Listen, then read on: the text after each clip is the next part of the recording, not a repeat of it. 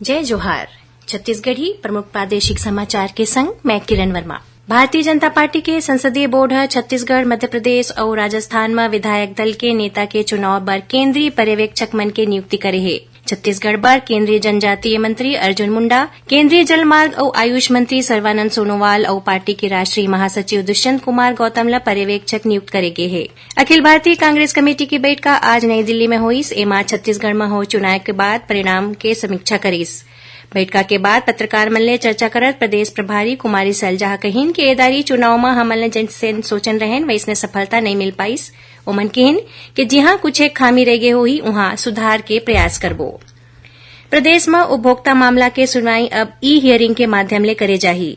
राज्य उपभोक्ता विवाद प्रतितोषण आयोग के अध्यक्ष न्यायमूर्ति गौतम चौरड़िया रायपुर में राखे गए पत्रकार वार्ता में बताइन कि कोनो भी उपभोक्ता ऑनलाइन या आवेदन देके अपन मामला के सुनवाई बर अपील कर सकत है। ए दिन में प्रशासन कोती ले अवैध कब्जा हटाए के कार्रवाई लगातार तीसरा दिन भी चालू रहीस। जिला प्रशासन और नगर निगम के टीम आज बिहानिया कालीबाड़ी चौक में लगभग 10 साल पुराना अवैध कब्जा ला हटाए के कार्रवाई करीस। प्रधानमंत्री फसल बीमा योजना के अंतर्गत बछर 2023-24 के रबी फसल बर बीमा कराए के आखिरी तारीख 31 दिसंबर निर्धारित करे गए है।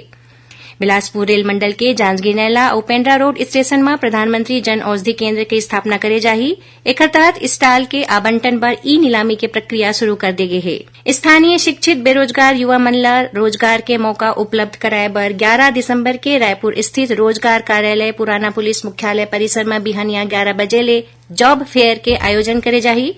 और मिचोंग तूफान के असर अभी घलो प्रदेश में बने हैं।